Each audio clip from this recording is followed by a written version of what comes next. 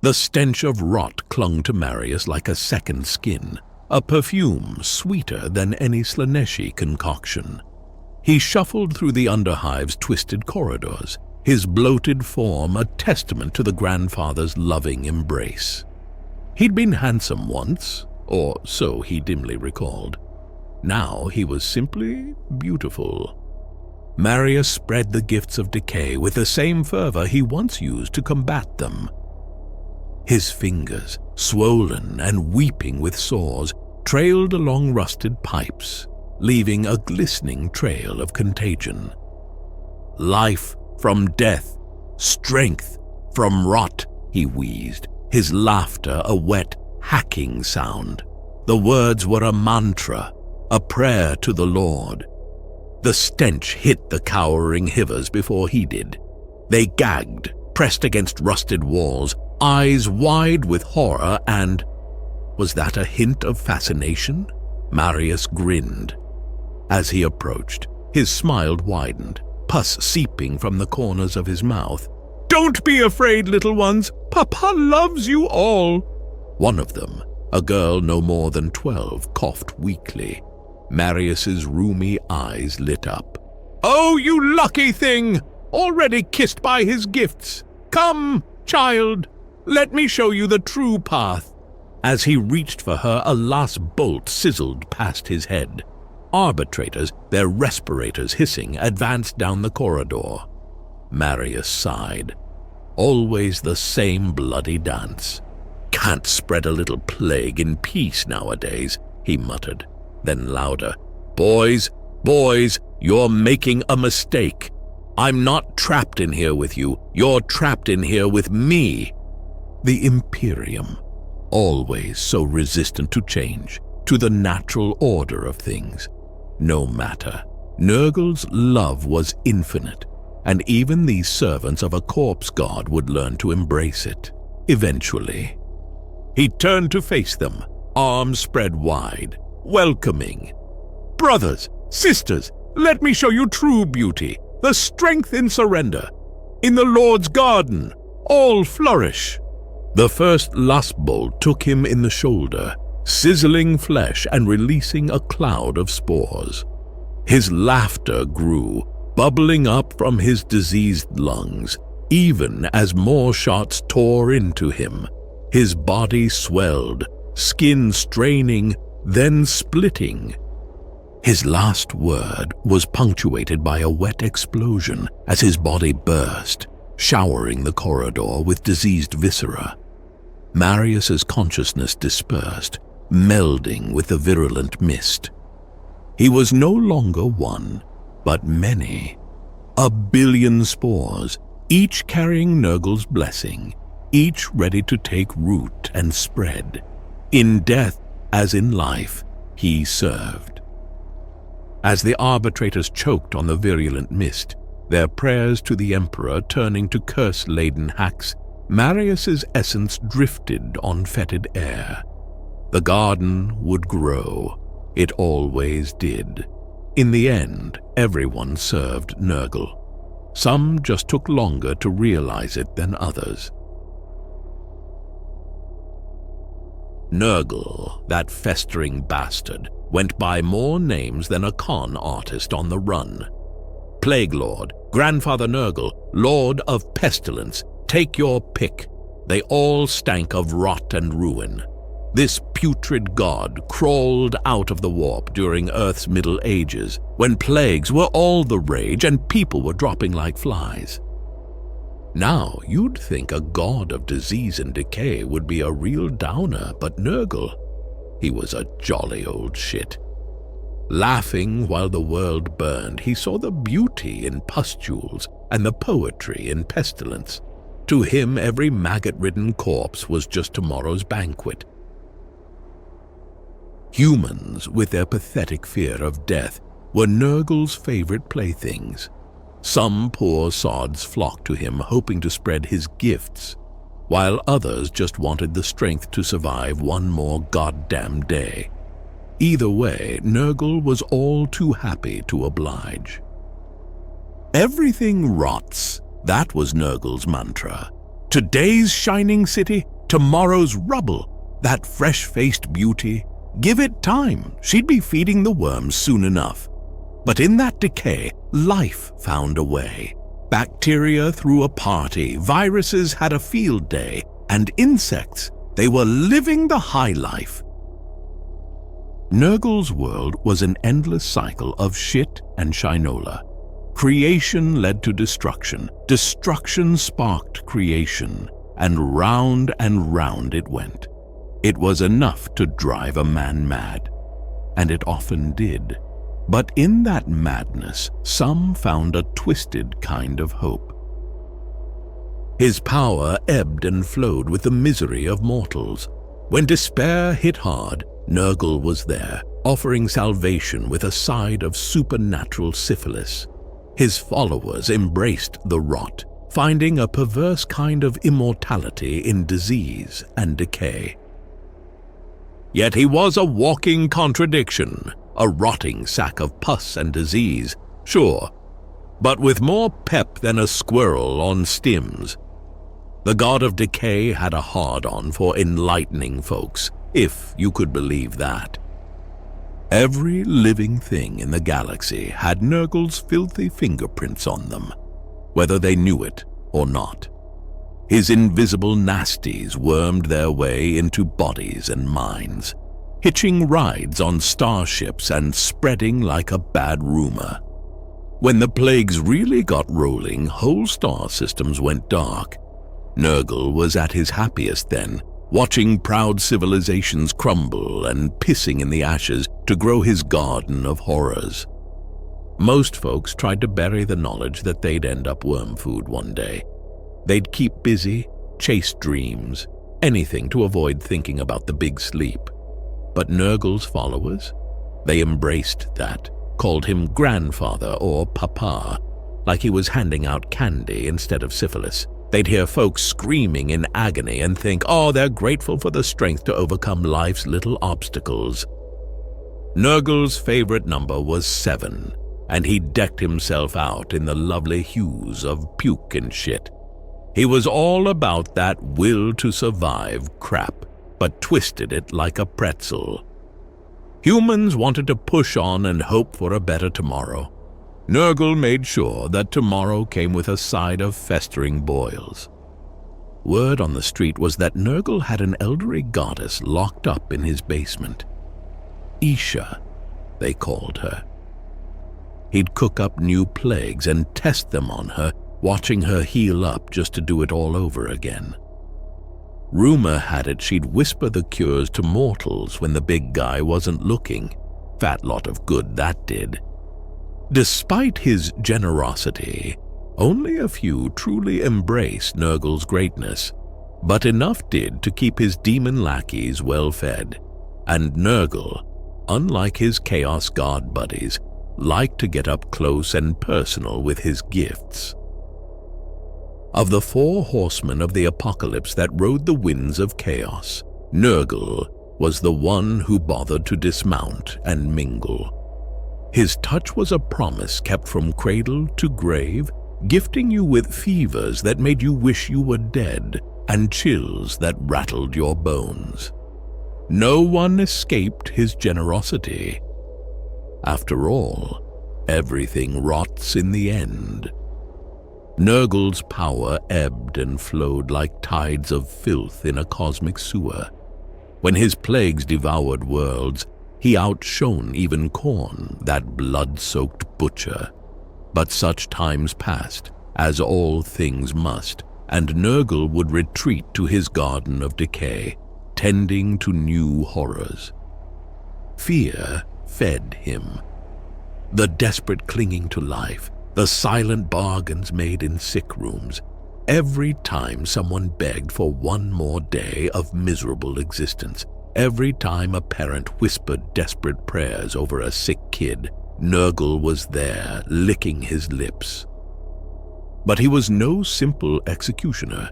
In his putrid realm, death was merely compost for new life. Empires fell, their ruins feeding the roots of what would come after. A dead soldier nourished the beasts that would feed the living. A merchant's downfall paved the way for new ambitions to fester and grow. Nurgle had his fingers in every damn pie. Lord of all, they called him, and for good reason. Every twitch, every breath, every last shit taken in the galaxy, all of it danced to his rotting tune. He could have sat back and watched it all crumble, but Nurgle was a god with an itch to scratch. In his fortress of decay, he brewed nightmares. Not just plagues that turned your insides to soup, but ideas that burrowed into your mind like parasites. And resistance? He fucking loved it. Every time you tried to stand against him, Nurgle just learned a new trick. Cures? They just gave birth to nastier diseases. Victories against him came at a cost so high, you'd wonder who really won. The primitive races had a better understanding of Nurgle's undeniable nature than more advanced civilizations. Life was a constant struggle and erosion, a cycle of dawn, dusk, and night. On a cosmic scale, observing the rise and fall of empires or the birth and death of stars would reveal Nurgle's rightful place in the grand scheme. Problem was, most folks couldn't get past the whole rot and decay bit. Hard to see the upside when your guts are spilling out. Yet even the decaying form of the Emperor of Mankind on his golden throne stands as a testament to Nurgle's greatness. 1,000 souls a day, crispy fried to keep that rotting carcass ticking. That wasn't defiance. It was just feeding the beast. In Nurgle's economy, flesh was the coin, and hope was the interest. A sucker's game, if there ever was one. Fighting back was like pissing into the wind. Change? Just a fancy word for delay. And running? Well, you could run, but you'd only die tired. Nurgle, the Plague Father, a name that tastes of bile and smells of sweet rot. Scholars and savages alike fumble to grasp him, their minds recoiling from the touch of his putrid truth. He's a formless thing, this god of decay. No eyes have seen him true, no hand could sketch his likeness. Yet ask 100 men to describe him, and you'll hear 100 tales of the same bloated horror. Picture a mountain of festering flesh, skin like old leather, pocked with sores that weep and burst, organs spill from his gut like ripe fruit, too heavy for even his massive frame to contain. It got worse, mind you. Little demon bastards crawled through his pustules, treating the big man like their personal playground. Flies buzzed around him in a cloud thick as guilt, and under his fingernails, well, let's just say maggots had made themselves right at home. But here's the rub, the thing that'll keep you awake when the candles burned low. He's happy, joyful even. A jolly grandfather figure if your grandfather was made of maggots and left to ripen in the sun. Try to hold both those images in your head at once, the horror and the mirth, the rot and the vitality. That's Nurgle for you.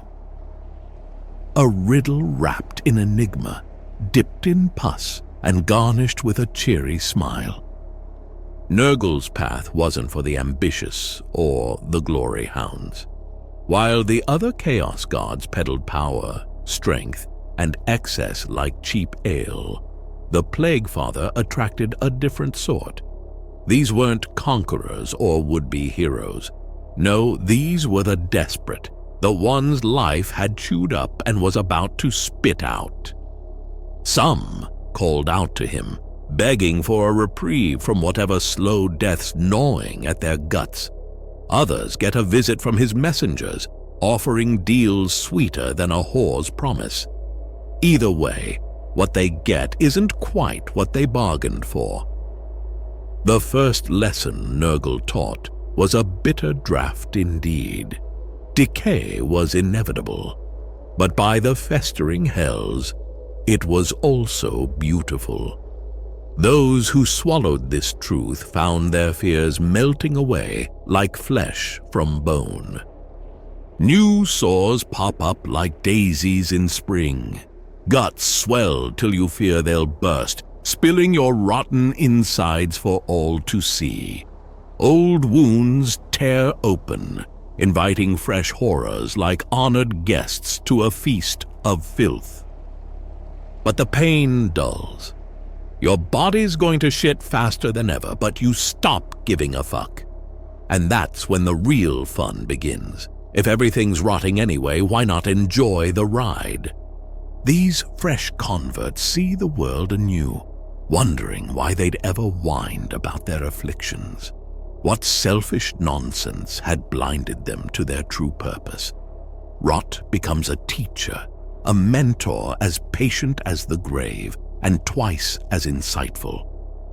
Many of these lucky bastards feel joy, chosen, destined for greatness in this kingdom of decay. In this rotting carcass we call a universe, Nurgle's blessed are the maggots, each doing their bit to hurry along the decay. But among these, a few stand out. Champions so ripe with the Plague Father's rot, you'd have to be blind, noseless, and dumber than pig shit not to know which god claimed them. These mortal champions are the rotting hands of Nurgle's grand plan, the great corruption. Through their foul deeds, the Plague Lord's most ambitious schemes take root and flourish. Picture Nurgle himself, that bloated sack of pus and joy. Now imagine a smaller version, still big as a house but able to waddle about. That's a great unclean one.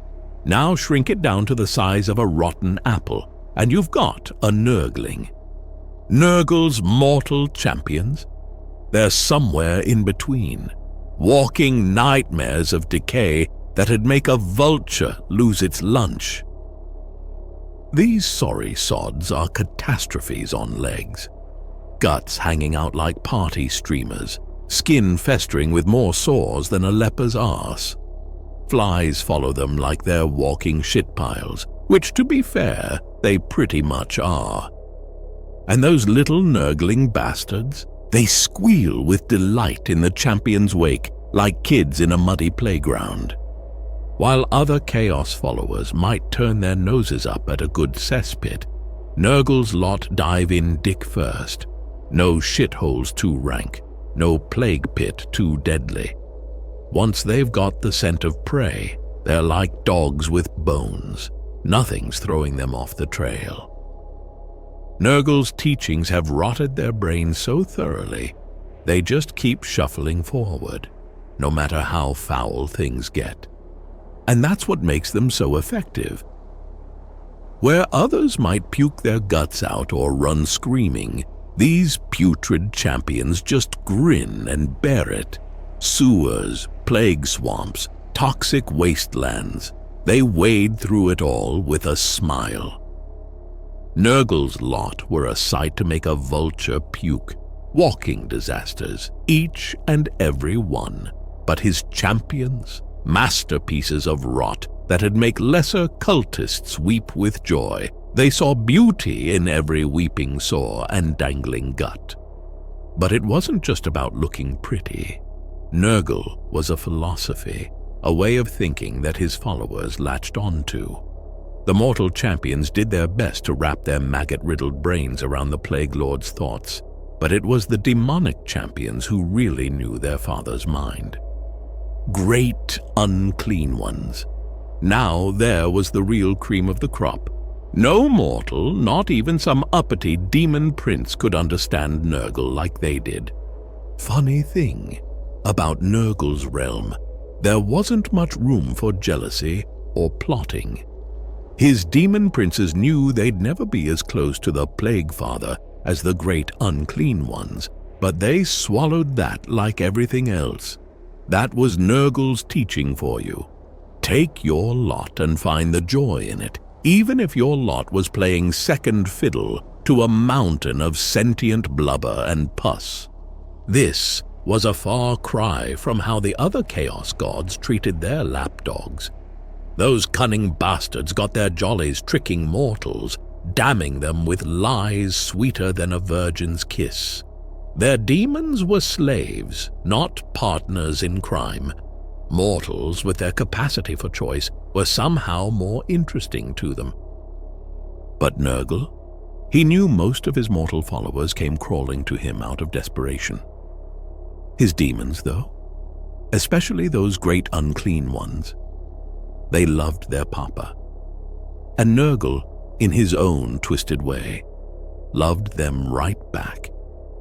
It reminded him of a cycle, and if there's one thing Nurgle got hard for, it was a good cycle. The ruinous powers all had their eyes on the same prize. Each wanted to kick over the sandcastle of the universe and call it their own. But how they planned to do it, that's where things got interesting. Slaanesh, the Prince of Excess, dreamed of turning existence into his personal whorehouse. A never-ending orgy of sensation and depravity. Khorne, the blood god, had simpler tastes. He just wanted every skull and drop of blood to build his new kingdom. Tzeentch, well, the Changer of Ways probably had plans within plans within plans, but he wasn't sharing. Maybe the crafty bastard didn't even know himself. You never could tell with Tzeentch. But Nurgle, he looked at his brother's ambitions and saw nothing but wank fantasies. Small-minded dreams, he reckoned, with no grasp of the bigger picture. To the Lord of Decay, reality was already on a path of rot and ruin. But where the others saw an end, Nurgle saw a beginning. See, that's where Nurgle differed from his fellow gods. They all envisioned some grand finale, a destination at the end of the road. But Nurgle, he knew the truth. That road was a circle, always turning back on itself like a dog chasing its own arse. Death led to rebirth, decay to new life. It was a cycle as old as time itself, and Nurgle was its pus-dripping master. The dance of chaos is a bloody mess, each god stomping on the other's toes like drunken brawlers at a tavern. On the surface, they all want the same thing: to piss on everything that isn't theirs and call it victory. But scratch that festering surface and the differences ooze out. Take Slaanesh, that peacock of pleasure. He'll let Nurgle's plague marines soften up the enemy, sure enough. But the moment those diseased cunts start dragging away the wounded before Slaanesh's lot can have their fun, well, that puts a right damper on the Prince of Pleasure's mood, like a cold fish in a warm bed. Then there's Khorne, the ever-charming blood god.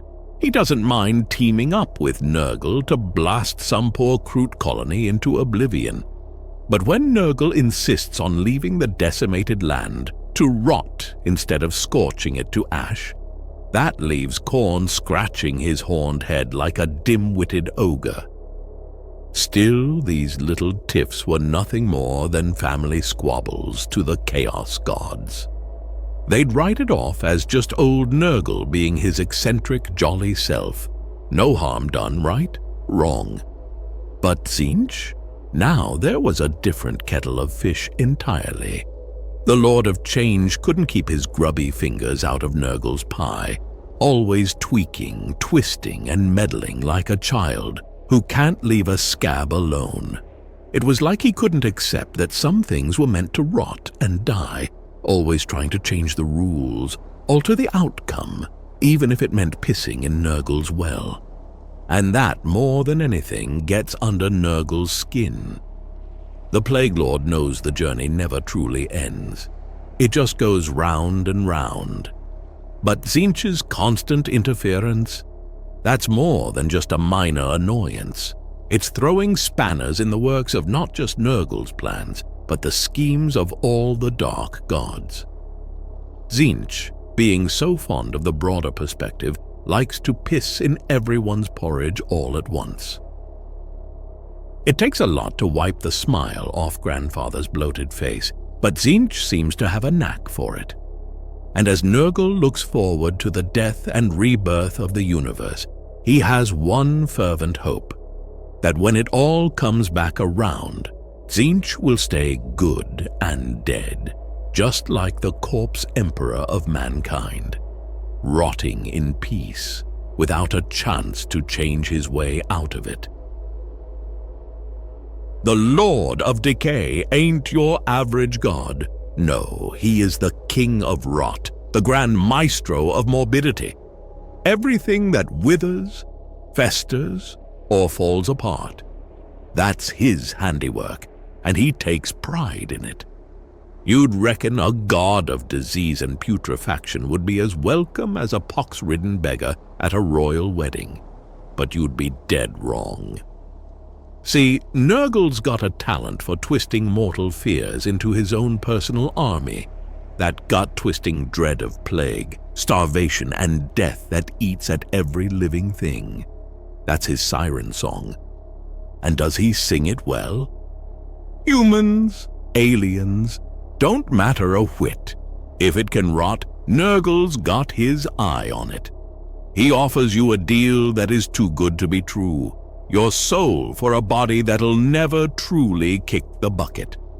Sure, that body might end up looking like something you'd scrape off your boot after a long march through a battlefield. But hey, living forever is living forever, right?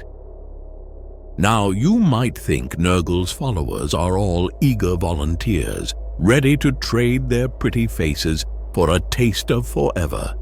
But you'd be wrong again, you poor naive fuck. Many of Nurgle's children don't get to choose. His taint spreads like wildfire, infecting beasts and men alike. Catch a whiff of Nurgle's rot, and you'll be an outcast quicker than you can say it's just a sniffle, honest. But here's the twist that'd make even the most jaded storyteller raise an eyebrow. Nurgle actually gives a shit about his victims. In his own warped way, he sees his diseases as blessings, doting on the infected like some demented grandfather. Grandfather Nurgle, they call him, and I'll be damned if some poor bastards don't start poisoning themselves just to get his attention. Despite looking like something that crawled out of a nightmare and died halfway, Nurgle's a welcoming sort. He takes pride in his followers' achievements, gifting them with his most hideous diseases even as he shields them from pain and true death. It's a hellish kind of paradise, but in a universe where death's waiting around every corner like a thief in the night, some find it preferable to the alternative. The rot god's faithful reckon he cooks up sickness like a chef does stew, seasoning the world with fever and pox for his own amusement. They say the nastiest, most catching ailments are his masterworks. Their creed holds that those claimed by his plagues are whisked away to his realm, a festering paradise they call the Putrid Dominion. Drowned in your own pus. Congratulations, you've won a one-way ticket to the Plague Lord's own lavish garden. But if you're loud enough in your praise, singing hymns through bleeding gums and rotting teeth, well, you might just live. Those who do burn with a sick vitality. They're harder to put down than a cockroach in a cesspit. Take the Death Guard, those once proud warriors. During the galaxy-splitting Horus heresy, they got stuck in the warp, that hellish realm between realities. A nasty little bug started making the rounds. Even their superhuman bodies couldn't fight it off. Bloated guts, stretched skin, rotting from the inside out. They say when Mortarion, their mighty leader, finally buckled, he screamed to the Chaos Gods for salvation. The Rot God answered, and Mortarion arose as something more.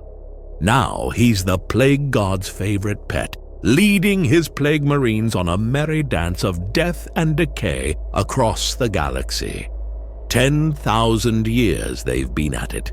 10,000 years of spreading filth and pestilence in their god's name, and they're not done yet. Not by a long shot. Rot's the only sure thing in this galaxy. Everything goes to shit eventually. Blades rust, bullets run dry, and flesh? Well, flesh is just a slow-motion corpse, ain't it? Cut it, sicken it, or just let time do its work. We're all circling the drain. Most folk, they spend their lives trying to plug that hole, stem the flow, as if that's gonna change a damn thing.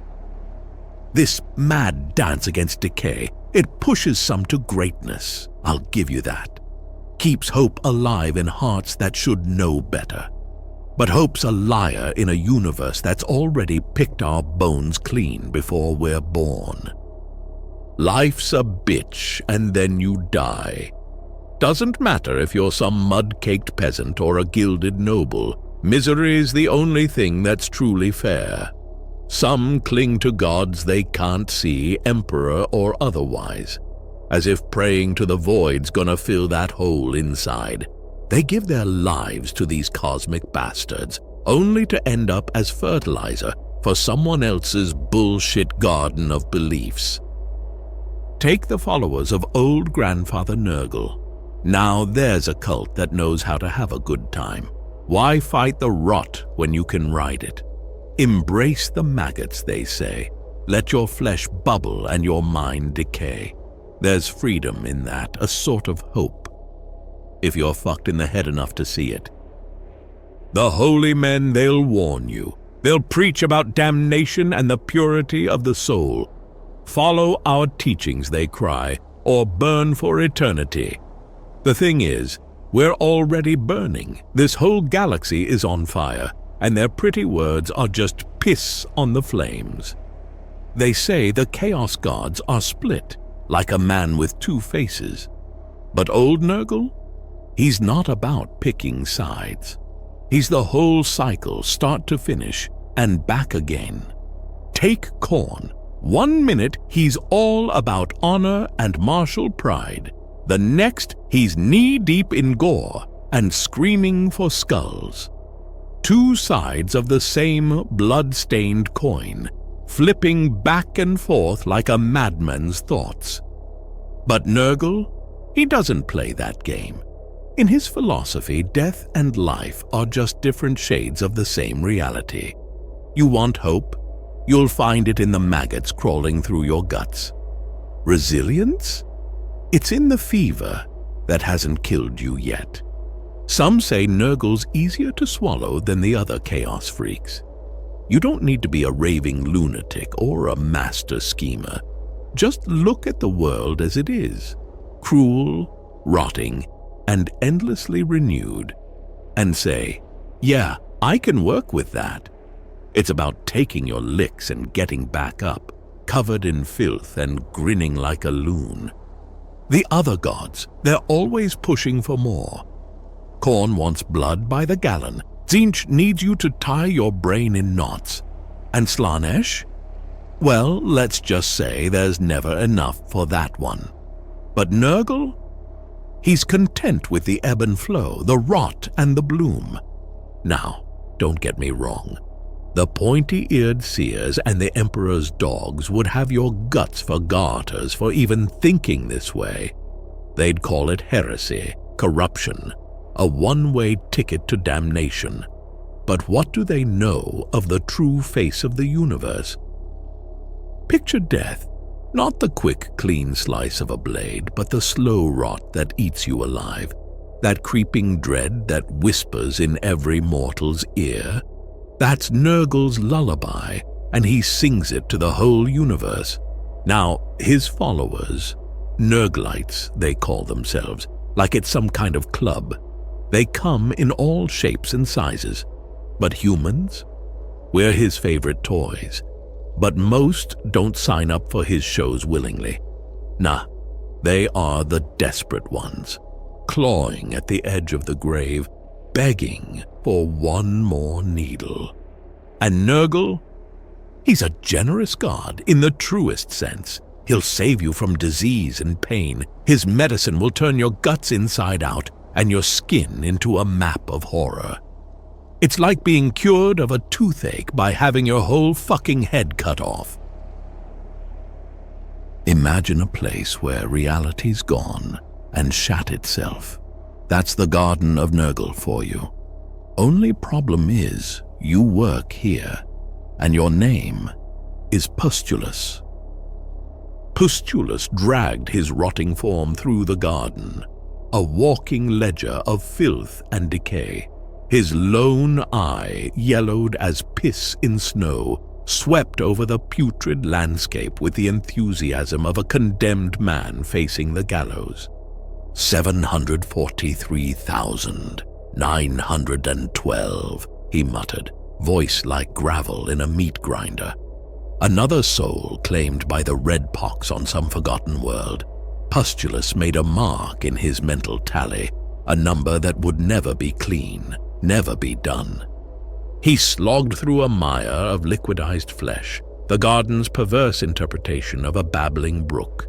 Nurglings frolicked in the muck, their playful squeals grating on what passed for Pustulus's nerves. "Cease your revelry," he growled, swatting at them with his plague sword. "Death is not a game!" But it was, wasn't it? A cosmic jest with Nurgle cackling and Pustulus as the punchline. Endlessly counting, always accounting, but never reaching a sum. A great unclean one lumbered past, its vast bulk eclipsing the sickly green sun. It belched a cloud of spores that rained down like a benediction. Pustulus didn't bother to dodge. What was one more malady to a being made of disease? "Rejoice, brother!" the behemoth rumbled. "Grandfather's gifts multiply!" Pustulus grunted. He trudged on. In the distance, a rift yawned open, a portal to some unsuspecting mortal realm. Soon he would be called to march through, to spread Papa's blessings with unrelenting determination. Pustulus sighed. He readied his plague sword. More numbers to add, always more fucking numbers. In the garden of eternal rot, where death and rebirth danced like drunk lovers, Pustulus stood apart, a lone, bitter figure, forever counting the cost of true love. The rift beckoned. With leaden steps, Pustulus answered its call. After all, the ledger of plague waited for no demon. The rift had torn open like a weeping sore in the fabric of reality, and Pustulus dragged his festering bulk through. The chamber stank of piss and failure. Huddled in the corner, trying to will himself into the shadows, was Casas. His world, grey for so long, now swam with the sickly hues of Nurgle's touch, like an oil slick on a dying sea. "Back, demon!" Cassius's voice cracked like brittle bones. I command you!" Pustulus fixed him with his lone, milky eye. When he spoke, it was with the weariness of eons, each word dragging itself out like a dying man's last breath. "Command? Ah, if only it were that simple," Pustulus sighed, his voice rasped. "Power? There's no power here, boy, only the illusion of it." Cassius's bravado crumbled faster than a cripple's legs. "But I opened the rift! I brought you here!" "Intention," Pustulus muttered, "means very little to me. It is just another lie we tell ourselves. You opened a door, yes, but doors swing both ways, and what comes through?" He trailed off, his single eye seeming to look beyond Cassius, beyond the chamber to some distant, festering horizon. "Are you prepared for it?" Pustulus asked. But there was no curiosity in his tone. He already knew the answer, had known it 1,000 times before, and would know it 1,000 times again. "I've lost everything," Casas whispered. "What more can your fucking grandfather take from me?" Pustulus's laugh was the sound of flesh sloughing off bone. "Take? Oh no, foolish mortal. Papa doesn't take. He gives. He gives until you can't take no more." "Make me like you!" Casas blurted out, surprising even Pustulus. "Let me count the fucking plagues!" He continued, desperation clawing at his throat. For a fleeting moment, something akin to doubt flickered in Pustulus's rotting mind. The path of a plague-bearer, it's not all, well, it's not. He trailed off. The words simply died in his throat. "Let me be part of something greater than this emptiness. I can't fucking take it no more." The words hung in the air, a last hopeless prayer to dark gods. Casas had stepped out into the dim light. He was all bone, his eyes wild as a cornered animal's. Pustulus regarded him, a mountain of rot and reverence. "Oh, little one," Pustulus crooned, voice soft as plague-ridden silk, "you seek to trade one emptiness for another. But our emptiness, it hungers, it consumes. You wish to count the plagues, to swim in the ocean of grandfather's love?" His lone eye gleamed with unholy mirth. "Then count, my child. Count until your mind breaks and reforms. Count until the numbers lose meaning and only the rhythm of rot remains." Casas trembled, a leaf in a storm of his own making. In his mind, he had already crossed the line between man and monster, and in that moment, he saw his future unfold, a tapestry of disease and devotion, beautiful in its grotesquerie. He reached for it, fingers outstretched, ready to embrace the gifts of decay. As Pustulus's fungal hand grabbed Casas, the transformation began. First came the pain, a searing agony that started in his fingertips and raced up his arm like liquid fire. Casas screamed, a sound that quickly turned to gurgling as his throat began to dissolve and reform. His skin bubbled and split, pus-filled boils erupting across his body. Each one burst in a spray of fluids. His bones snapped like twigs, the spine twisting till he looked like a question mark made of meat. His left eye swelled and burst, the socket sealing over with putrid flesh. The right eye bulged, growing until it dominated his face, the iris yellowing like old parchment. His cries became wet, choking sounds as his internal organs liquefied and reconstituted themselves. His tongue swelled, pushing past lips that had fucked off to who knows where, to hang obscenely from his face. Throughout it all, Pustulus watched impassively, adding tick marks to his mental tally. When it was over, where Casas had stood now slouched a newborn plague-bearer. Gone was the man who had lost everything. In his place was something else. The new demon's single eye darted around wildly, taking in the putrid landscape of the garden. Its mouth worked silently, as if trying to form words it no longer remembered how to speak. Pustulus placed a rotting hand on the creature's shoulder. "Come, brother, the ledger awaits." And in the chamber where it all began, the rift sealed itself with a wet sucking sound, leaving behind only the lingering stench of decay and the echo of a scream cut terribly short.